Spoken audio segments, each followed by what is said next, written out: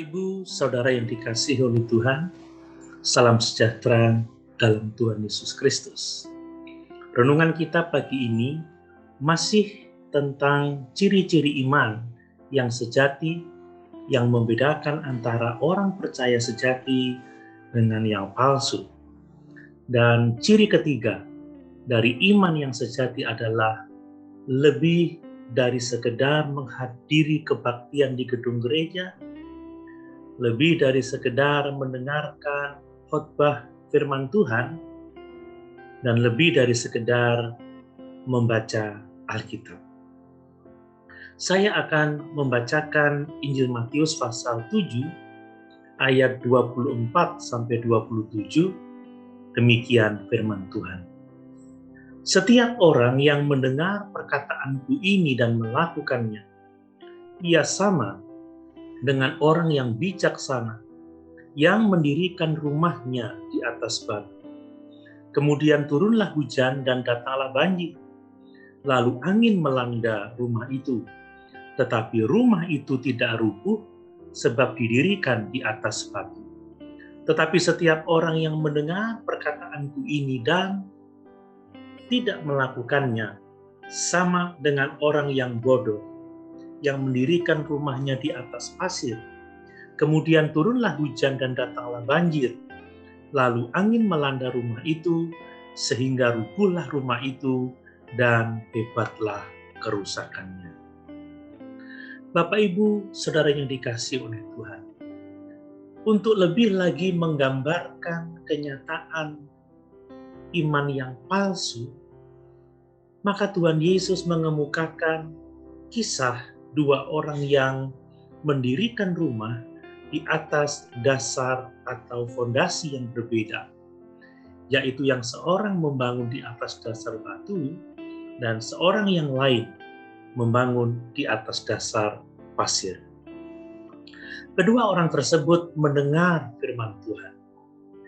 Ini bisa berarti bahwa mereka dua-duanya menghadiri kebaktian gereja yang sama dan mendengarkan khotbah Alkitabiah yang sama, dan mereka berdua membaca Alkitab dan hidup dengan atribut-atribut Kristen. Di luar mereka terlihat sama, tetapi pada tingkat dasar atau fondasi atau pada tingkat hati mereka benar-benar berbeda. Salah satunya hanya sebagai pendengar saja. Ia tidak pernah mempraktikkan apa yang dipelajarinya. Dia hanya pendengar firman Tuhan. Dia mungkin menikmati belajar dan mungkin pernah sekolah Alkitab, atau bahkan seorang sarjana teologi, seorang penulis buku Kristen, atau bahkan pendeta. Seperti orang Farisi dan ahli Taurat, orang-orang ini mencintai Alkitab namun gagal menerapkannya dengan benar. Bapak, Ibu, Saudara yang dikasihi oleh Tuhan, Rasul Yakobus mengatakan, tetapi hendaklah kamu menjadi pelaku firman dan bukan hanya pendengar saja. Sebab jika tidak demikian, kamu menipu diri sendiri. Itu tertulis dalam surat Yakobus pasal 1 ayat 22. Nah, apa yang menipu mereka? Mereka menipu diri sendiri dengan persoalan iman mereka. Mereka menyangka bahwa iman mereka adalah iman yang sejati, tetapi pada kenyataannya iman mereka adalah iman yang palsu. Demikian pula Tuhan Yesus mengatakan hal ini tentang mereka yang hanya mendengarkan di dalam ayat yang ke-26. Tetapi setiap orang yang mendengar perkataanku ini dan tidak melakukannya, ia sama dengan orang yang bodoh yang mendirikan rumahnya di atas pasir. Sayangnya ada banyak orang yang seperti ini di gereja. Dalam Markus pasal 6 ayat 20 dituliskan tentang Herodes yang senang mendengarkan khotbah-khotbah Yohanes Pembaptis. Namun pada akhirnya Herodes membunuh Yohanes Pembaptis. Tidak diragukan lagi, ada orang-orang yang kagum pada pengajaran Tuhan Yesus di akhir khotbahnya, di ayat-ayat renungan kita ini, tetapi pada akhirnya mereka berseru, salibkan dia sebelum kematian Tuhan Yesus.